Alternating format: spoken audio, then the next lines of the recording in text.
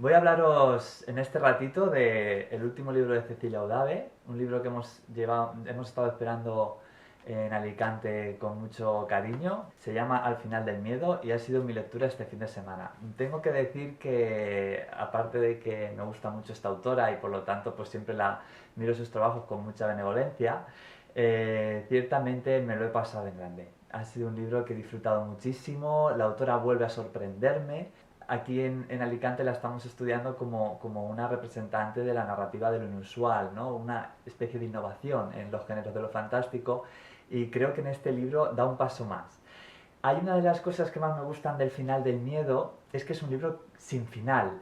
Ya no por que no se cierren las historias, que es un conjunto de relatos realmente lo que forman el final del miedo, sino porque tiene una estructura muy peculiar que yo he encontrado muy pocas veces, ahora mismo no me viene un ejemplo, que yo definiría como una estructura en bucle. Digamos que las historias no se cierran completamente, ni tampoco es que tengan un final abierto, sino que hay personajes en todas las historias, en todos los relatos, que reaparecen en otros de los relatos que componen el libro y generan una especie de bucle de historias, de argumentos, de motivos, de personajes que dejan al lector desconcertado y lo abren a muchas más posibilidades.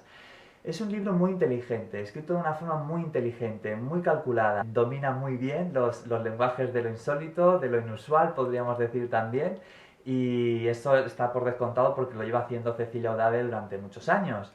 Pero va más allá. Yo creo que es un salto en su producción literaria y es una de las cosas que más me ha gustado, descubrir algo nuevo. Esta cuestión de los distintos personajes que se relacionan en las historias, estos bucles estructurales que tiene el libro, tiene un reflejo también en un motivo temático que aparece a lo largo de todos los relatos, que es una especie de hoyos misteriosos que van apareciendo en la ciudad, y en unos de ellos generan más o menos asombro entre los personajes, en otros son simplemente algo que se observa pero no da para mucho más. Pero siempre está este tema de un mundo en el cual están saliendo agujeros. Nadie tiene una explicación. En El final del miedo, el último de los relatos del libro, se nos da una especie de propuesta teórica, ¿no? Un poco también vinculándola con las teorías populares que surgen ante los fenómenos inexplicables, quién puede estar detrás de estos hoyos, si es el gobierno, si es algún ente más, si es un fenómeno natural. Pero lo interesante, además de que dé pie a estas especulaciones, es que estos hoyos, estos agujeros temáticos en la novela son de alguna manera también los que permiten la permeabilidad entre los personajes, ¿no? Los que conectan las historias y los que permiten esta estructura de bucle. Yo creo que una de las cosas más interesantes de esta estructura de bucle es que no es algo simplemente estructural, sino que también es temático. Estos hoyos, estos agujeros que se abren de repente en mitad de las ciudades, podemos imaginar ciudades mexicanas de la actualidad que aparecen en el libro de relatos, tienen también mucho que ver con lo que sucede a los personajes. Hay un hoyo en sus vidas muy grande que a veces aparece de repente, otras veces estaban ahí pero no querían mirar, y de alguna manera hay un eco entre lo que está sucediendo en esos personajes, en la vida de esos personajes, y esos agujeros que van apareciendo en la ciudad. Las historias, bueno, tenemos una variedad, ¿no?, en los temas que se abordan, pero digamos que es común a todas ellas que tratan parejas, en su mayor caso sentimentales, unas veces son matrimonios consolidados, otros son parejas que se están conociendo, en algún caso en la historia, por ejemplo, Hotel, son dos mellizos los que la protagonizan. Son parejas que en general están en crisis, se encuentran en un momento de desorientación. En algún momento se nos dice en el relato de una de ellas que parece que están viviendo una vida que no es la suya. No encuentran el sentido en parte a su vida, pero también al estar en pareja. Se sienten personas completamente distintas, desconocidas. Esto sucede en varios relatos, ¿no? Y entonces en estos momentos pues sucede algo insólito, algo que raya lo fantástico y que les permite a esas parejas ver algo más. En 7 minutos aparece una chica en la ventana de un edificio del ordenador del protagonista. Obviamente no puede, es algo que nos trastoca, ¿no? ¿Cómo puede ser que aparezca un ser vivo en una ventana de un edificio en el salvapantallas. Pero para este personaje, para este protagonista, el que encuentra después de una fuerte resaca a este personaje, a esta chica, es un hecho muy significativo que le iba a plantearse muchas cosas de su vida y si quiere ir a conocer a esa persona porque de repente desaparece, ¿no? Esta es una de las historias que tenemos. También tenemos una mujer que lo olvida todo y decide visitar aleatoriamente a la persona de la agenda en la cual cae, en su nombre cae una gota de una herida que no se cierra, con la que comienza el relato, y resulta que es a una pareja sentimental antigua, que se queda muy sorprendido ante su visita y bueno, empiezan a suceder algunas cosas. Una pareja que se pierde en un bazar de antigüedades con el reto de ver quién encuentra lo más curioso. Y este es otro de los relatos donde encontramos también ese motivo de la realidad y la ficción, ¿no? Como en realidad el personaje, el hombre en este caso, intenta buscar algo que le permita romper la cotidianidad con su pareja, pero además algo que le abre más allá de la realidad, ¿no? Como una ventana a una realidad que él imagina que está ahí. Esto tiene que ver mucho también con eso de los bucles, ¿no? El libro Al final del miedo es como un edificio lleno de ventanas que se abren a otras muchas ventanas y que podríamos estar buscando conexiones entre los personajes, pero también nos habla mucho a nosotros, entre nuestras propias vidas y entre nuestra propia realidad, ¿no? Es un libro en ese sentido muy permeable, como esos agujeros que aparecen. En otro aparece el asesinato de un hombre y seguimos al detective o al policía que está interrogando a la principal acusada y se da cuenta de que esa acusada también de alguna manera parece que hay una relación con su vida, ¿no? Es curioso aquí porque aparece un motivo en el asesinato del picayelo. Yo nunca había leído, es la segunda vez que me encuentro esta palabra en un libro. La otra vez fue en Murakami, en 1Q84. Aquí tenemos a Omame, que es bueno, el personaje, la protagonista, que mata a hombres que maltratan con un picayelo. Me ha parecido una conexión curiosa. También me ha parecido una conexión curiosa con la literatura japonesa y algo que quería comentar, una historia Deja que sangre, en la cual se nos narra la incursión de una pareja a un antro, a un tugurio, donde pasan cosas muy raras, donde tomas una especie de bebida que tú puedes elegir y después visitas unos espectáculos que de alguna manera no sabes muy bien qué está sucediendo, si lo que está sucediendo lo estás imaginando o no, pasan cosas grotescas. Es un relato gótico, es un relato truculento, es un relato macabro. Tiene la belleza de los relatos de Patricia Esteban Erlés, a quien dedica este relato Cecilia Odave. Esa belleza de lo truculento, ¿no? Lo consigue Cecilia en este relato.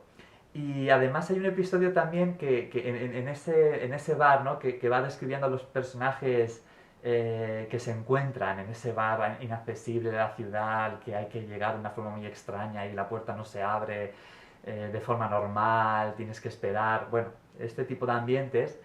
Y hay un grupo de jóvenes que se nos dice, lo voy a leer, ¿no? Porque me ha recordado ese tema de la literatura japonesa que quería decir.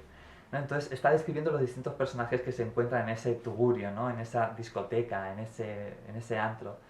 Dice, en la otra había un grupo compuesto por hombres y mujeres que, obsesionados, acariciaban la espalda de una muchacha tatuada con una enorme araña. Emma, la protagonista, creyó percibir movimientos en el arácnido de tinta al recibir el contacto de las manos que con insistencia buscaban algo. Estiraban la piel de la chica al grado de enrojecerla. Esa escena la sorprendió. Además, no había manera de descubrir el rostro de la joven sometida a esa especie de tortura. Cada vez que intentaba ver su cara, ella cambiaba de posición. ¿Qué hacen esas personas?, preguntó por fin, venciendo una timidez nacida del desconcierto. Le pregunta a una especie de guía que les va ayudando por esa discoteca. Son clientes regulares. Tratan de encontrar el hilo plateado de la araña y apropiárselo. Me ha recordado un relato de Tanizaki, de Junichiro Tanizaki, como se pronunciaría en japonés, que se llama El tatuador, donde precisamente se habla del motivo de una araña tatuada con un gran dolor, generando un gran dolor en la persona a la que recibe el tatuaje, pero al mismo tiempo es sumamente bello. Y en ese relato, que es uno de los más famosos de Tanizaki, se ve esos límites entre el arte y la realidad, la belleza y la realidad, la belleza y el dolor. Y bueno, he visto aquí este motivo de la araña tatuada en la espalda de una joven y no he podido evitar acordarme de este otro relato japonés que me gustó mucho, ¿no? Y en realidad este motivo de cómo un tatuaje están estas personas intentando ver la realidad, intentando tirar del hilo de plata de la araña para sacarlo del objeto artístico, ¿no? Del tatuaje. Este motivo, este acto, esta escena tiene mucho que ver con el libro, con esa idea de bucles, de dónde está la realidad, dónde está la ficción, dentro de una ficción hay otra ficción y cómo se nos lleva a una y a la otra, en qué plano estamos, si estamos en el plano de la historia o estamos en el plano de una historia dentro de la historia, ¿no? Bueno, esto es metaliteratura, que es algo conocidísimo y utilizado por muchísimos escritores y autores hoy en día y desde hace también muchos años, pero en este caso yo creo que hay una elaboración muy interesante, ¿no? Esta elaboración en bucle y me ha gustado mucho. Ha sido, ya digo que es como un paso más en lo fantástico, en lo insólito desde mi punto de vista. Hay también una pareja aburrida, completamente aburrida el uno de la otra, que llaman a un amigo para irse de vacaciones porque si no están con el amigo no pueden estar entre ellos, no pueden estar unidos, no se lo pasan bien, más bien se aborrecen. Y en el viaje, el amigo al final no puede acudir, y en el viaje tropiezan con algo en la carretera, de repente entra el hecho insólito y ahí empieza a desarrollarse, digamos, el episodio que les permitirá cambiar algo, ¿no? En esa relación o en sus vidas. Siempre como de esa manera sutil, ¿no? Entrando lo fantástico en lo real y alterándolo todo. Y siempre de estos personajes un poco aburridos con su vida y con su existencia en general. Y otro de los temas que he encontrado en la narrativa de Udabi, aquí se repite, es el esfuerzo de diferenciación de los protagonistas, de los personajes. En Bestiaria Vida, que es una de las novelas que más hemos estudiado en Alicante y que decimos que es como una de los baluartes de la narrativa de lo inusual, hay una protagonista que lucha mucho por diferenciarse de su familia, ¿no? De una familia que encuentra monstruosa.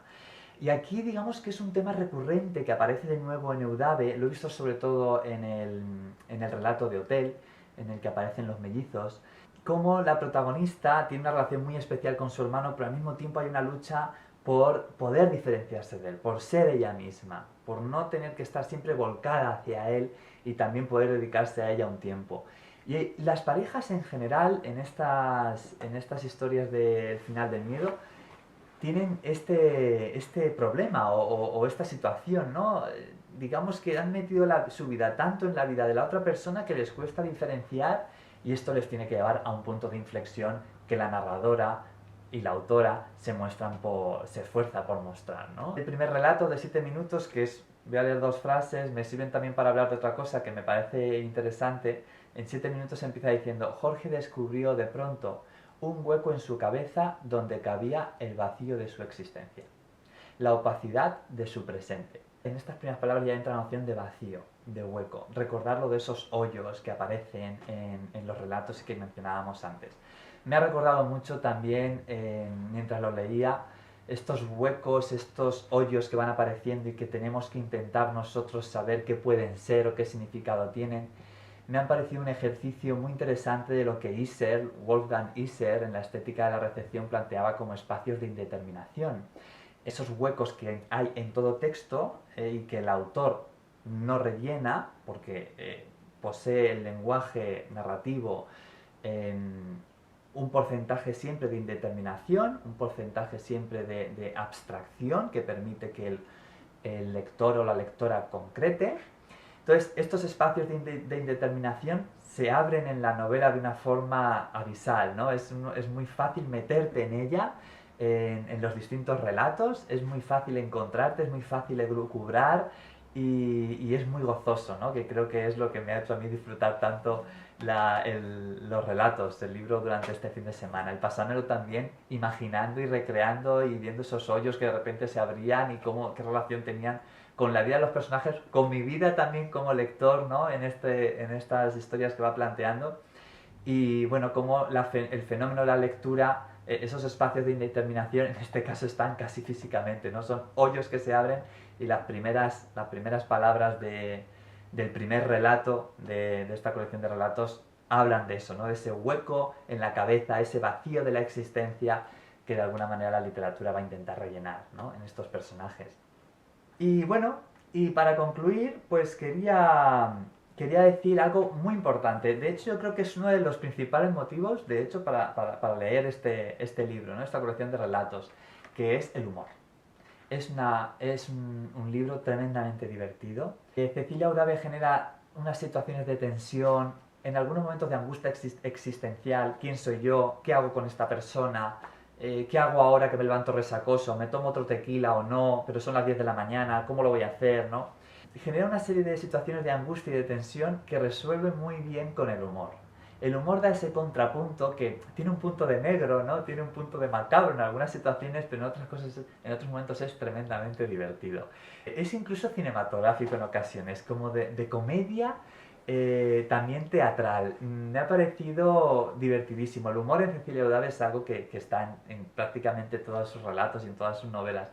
Pero en este libro realmente es un hito y es divertidísimo. Para cerrar, ¿no?, para hacer hincapié en esta idea del humor, pues quería leer un fragmento del segundo relato que se titula Sereno Olvido, en ese relato donde aparece ese personaje que olvida a todos.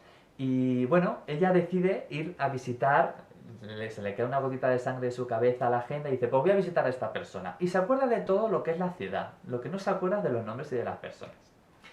Cuando está a punto de abrirle la puerta, le dice que está muy nerviosa, ¿no? Porque no sabe qué hacer, no sabe quién hay ahí, no sabe quién va a visitar. Y se nota que tiene la garganta seca, que ha dormido poco. Y dice, tocó el timbre. La boca seca seguro tendría un aliento espantoso. Buscó una pastilla hedionda de menta. Por supuesto, ya las había tirado. Lo había dicho antes, ¿no? Coge el bolso corriendo y tira las pastillas de menta. ¿Por qué estaba tan alterada? Ni siquiera sabía quién era la persona de la agenda. Encontró un chicle aplastado y viejo que tragó de inmediato. Abrieron la puerta, ¿no? De repente se mete este motivo de que encuentra un viejo chicle aplastado y como es lo único que tiene para cambiar un poco el sabor de la boca, se lo mete y abren la puerta, ¿no?, inmediatamente. Para uno resulta muy fácil imaginarse la situación de este personaje esperando, buscando en el bolso, se encuentra un chicle, van a abrir la puerta, se lo mete, un chicle viejo, ¿no? Muy divertido, me parece muy divertido, y en ese momento se abre la puerta, ¿no?, y genera aún más sorpresa. Entonces, bueno, es un libro divertidísimo, es un libro que nos abre a reflexionar, a encontrar conexiones, a disfrutar de ese punto insólito, inusual, también terrorífico en algún punto. Y bueno, y al final del miedo en realidad no se acaba, por esa estructura en bucle, incluso en el último relato veréis que se abre todo de nuevo. Y a mí me recuerda mucho un libro de nuestra época, ¿no? ¿Dónde está el final del miedo? ¿Dónde está el final de las cosas? Parece que estamos viviendo una serie de bucles, que todo se repite de alguna manera, entra también en consonancia con estas cosmovisiones. Y bueno, si quieres de alguna manera darle una vuelta a la cabeza, pasándote un buen rato y riéndote mucho, yo recomiendo que leáis Al final del miedo, publicado en Páginas de Espuma. Salió hace unas semanas, se acabó de imprimir en enero de 2021 y es de Cecilia Udave.